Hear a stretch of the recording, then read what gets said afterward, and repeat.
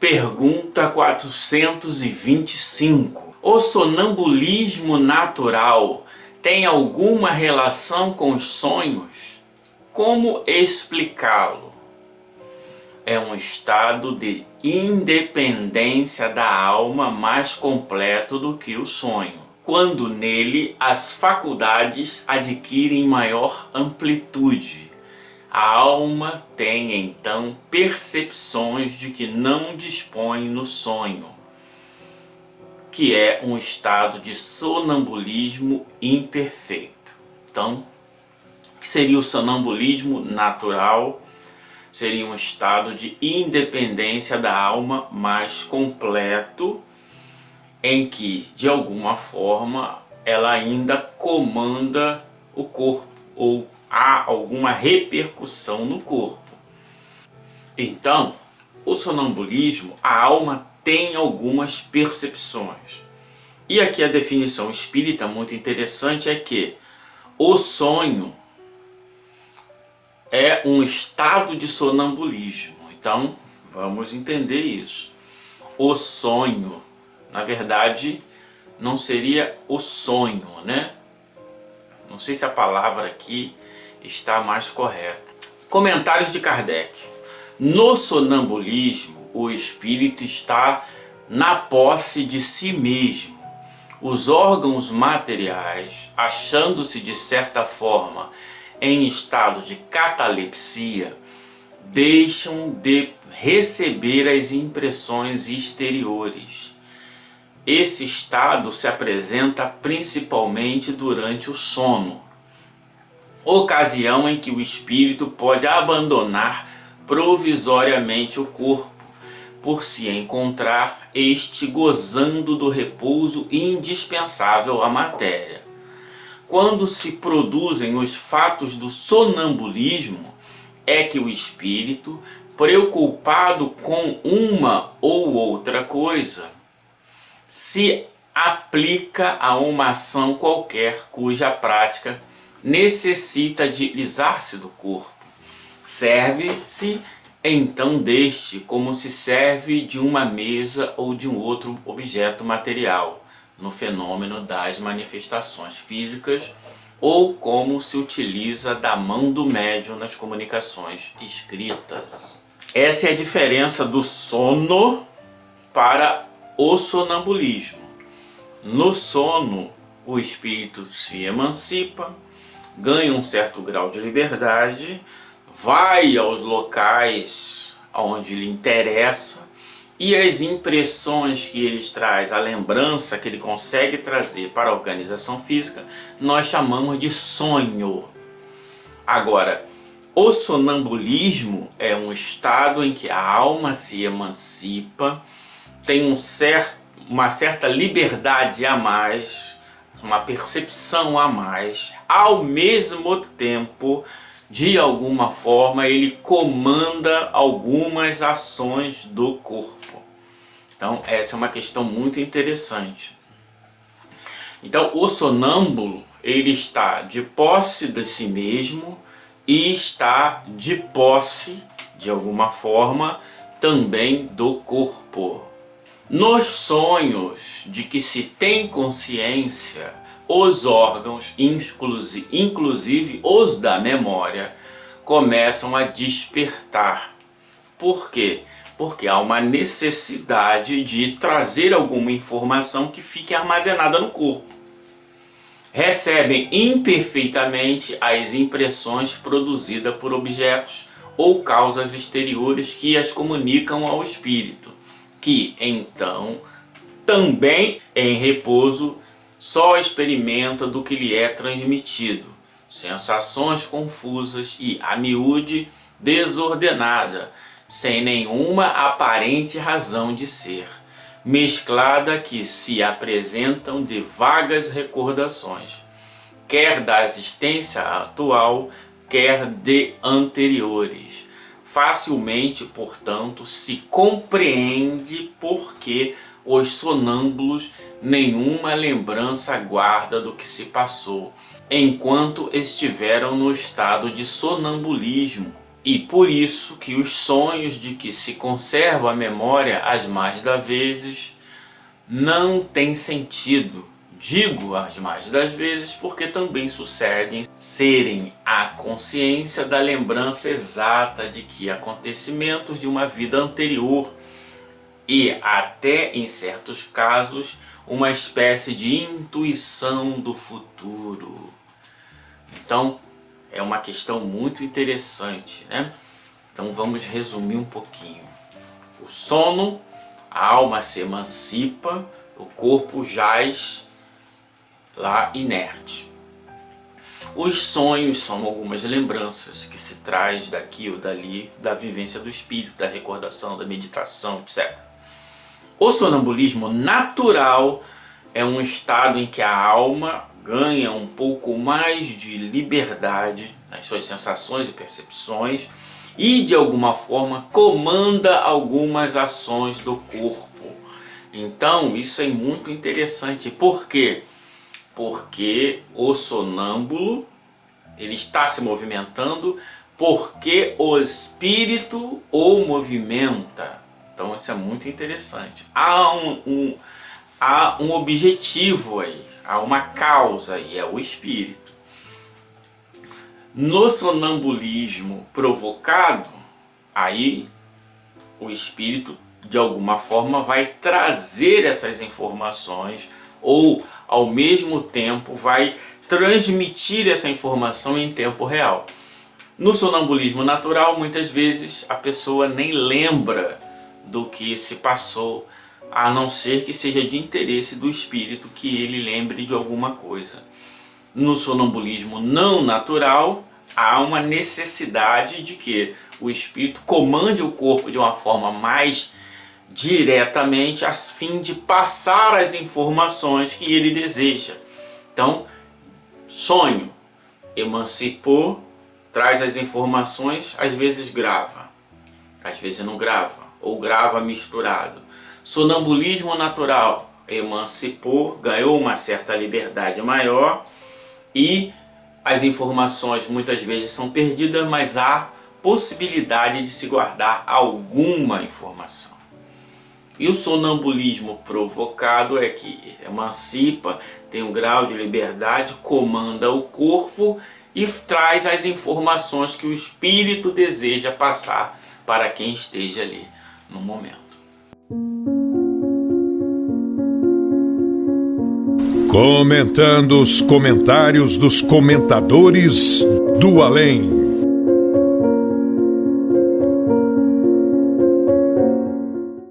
Aí o espírito vai falar aqui, o sonambulismo natural é aquele que evolui do estado do sono. Se a gente for entender aí o sonambulismo natural como um grau maior de liberdade, não deixa de ser uma evolução do estado de sono, né? Aí ele diz, e onde sempre existe um agente levando a alma ao sono mais profundo, a ver coisas que antes não percebia. Na verdade, não é que ele leva a alma ao sono mais profundo. Na verdade, ele se emancipa mais, tem um grau maior de liberdade do corpo. A alma não vai entrar em sono. Quem entra em sono é o corpo. O corpo entra em sono. Então, essa é uma questão importante, né? Fazer essa separação. Aí continua ele. Há ainda o estado de êxtase, que podemos chamar de autossonambulismo. Ele já está inventando aqui uma outra doutrina, né? Então, o que é sonho, sono, sonambulismo natural, sonambulismo provocado e êxtase? Quais são as diferenças? As únicas diferenças são os graus de liberdade que a alma tem do corpo e naturalmente do comando em que ela tem das ações do corpo. Só isso. Então, autossonambulismo, sabe? Parece que a alma, como é que ela se sonambulizou, sabe? Umas coisas. Para que usar essas frases? Para que essa necessidade? Essa é uma questão importante que a gente traz para esses espíritos? Por que não usa o termo que os espíritos superiores usaram, que Kardec usou? Para que complicar mais? Dá a impressão que ele está se magnetizando. Quando o espírito torna-se livre com suas faculdades aguçadas, vendo e ouvindo o que a sua mente mais profunda pode, vendo e ouvindo o que sua mente mais profunda determinar. Outro termo aqui que ele está inventando, mente profunda. O que seria a mente? Primeiro, você já definiu a mente? O que é? Não, só falou, só usou o termo que está a esmo por aí. Aí agora vem com mente profunda. Se você não definiu o que é mente, para explicar para quem está estudando, porque senão a pessoa vai pela ideia do senso comum. Tem a ideia de mente no sentido genérico, amplo, e tem a ideia de mente do ponto de vista materialista. Então, primeiro, define o que é mente. Essa é a grande diferença de Allan Kardec para os comentadores. Os comentadores se preocupam só em falar. Eles não estão preocupados com a metodologia, conceitualmente, filosoficamente, cientificamente. Não, eles só se metem a falar. Então, primeiro, você quer falar de mente profunda? Defina a mente. Aí depois a gente vai poder entender se existe a possibilidade de existir uma mente profunda. Porque, segundo a doutrina espírita codificada por Allan Kardec, o ser pensante, ele vê mais ou menos de acordo com o grau de liberdade que o espírito tem e o grau de etericidade do seu perispírito. Porque todas as possibilidades, todas as potencialidades existem em todos os espíritos que chegou ao estado hominal. Todos. O que vai diferenciar é o seu envoltório que abafa, que atenua as suas percepções. Então essa ideia de que ele entra no seu, na sua mente profunda, parece que existe alguma coisa que ele vai lá dentro buscar. Não é. Ele não é que ele não vê porque ele foi lá dentro buscar. Ele não vê porque a sua constituição enquanto ser nominal e o seu envoltório fluídico, que é consequência direta e indissociável do ser, não deixa ver. Não é que ele não vê porque tem alguma coisa que ele não buscou dentro dele. Não, ele não vê porque as suas percepções são limitadas. Muito bem. Continua ele. Às vezes alcança com a sua visão e audição onde os aparelhos não conseguem. Sim, porque quem vê é a alma, né? Como o perpassar do tempo, o ser humano poderá entrar em êxtase como sendo fato natural. Se você entender aí o perpassar do tempo como o tempo vai passar e todos progredirão moralmente, aí sim, e não pelo tempo simplesmente passar, porque o tempo pode passar em 1000 anos, 2000 anos e eu não evoluir nada se eu fizer mau uso da minha lei de liberdade. Então, não é o perpassar do tempo, e sim a consequência moral da lei de progresso com o passar do tempo, porque isso também a obra de Deus é perfeita, nada se perderá. Continua ele. No estado sonambúlico, o espírito se isola do corpo por meio de uma forte vontade. Será? Vou dizer que é impossível o que ele está falando ali? Não sei. Só sei que há um grau. O que nós podemos afirmar? Que no sonambulismo há um grau de liberdade maior. Agora, se ele se isola do corpo, a palavra isola já é um problema, porque ele está ligado. Por que não usa a expressão, é essa questão que eu bato aqui, por que não usa a expressão kardeciana? O espírito se emancipa, se isola. Isolar é uma coisa, você isola, você cria dois sistemas, um separado do outro. Eles não estão separados um do outro.